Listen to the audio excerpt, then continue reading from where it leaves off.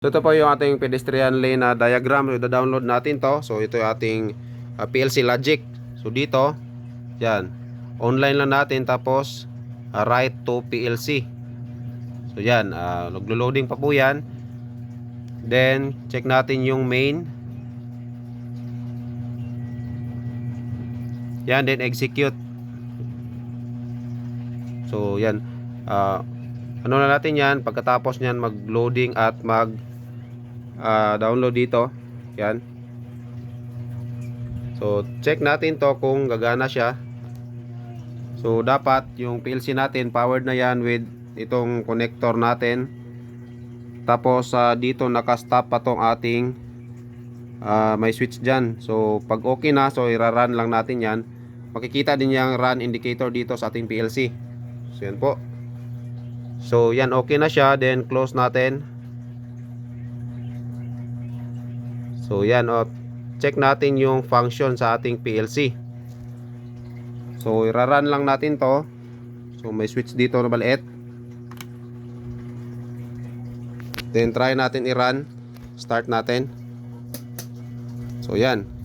Yan yung ating function. So dito yung ating pedestrian lane na stop and go.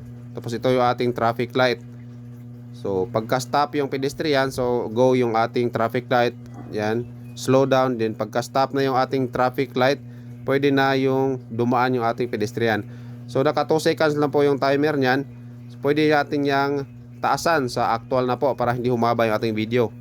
So yan po yung kanyang pinaka-function. So meron din tayong mga video tutorial dyan dito sa ating YouTube, pati sa ating FB page. So Electrician's Guide po, pakibisita nyo lang din po. At pwede rin kayong mag-message sa akin doon ng rekta. Pedestrian lane na simulator. So dati nakarelate to, ngayon nilagyan natin ng program sa PLC. So naka 2 seconds lang tong ating timer. Pwede din yung adjust taasan natin para hindi din humaba yung ating video. So ito yung ating sequence. So go po yung ating traffic light, slow, then stop. Pagka stop ng traffic light dito, nag-go naman yung ating pedestrian. Pag stop ng pedestrian, balik po sa go yung ating traffic light, then slow, stop ulit, then walk. Ayan, takbo, tuloy ating mga pedestrian. So ito pala yung ating sananghingi ng mga diagram po. Yan yung, ito pala ating PLC logic na ginawa para dito sa ating pedestrian lane simulator. So good for school or project po. So yan po siya, yung ating logic.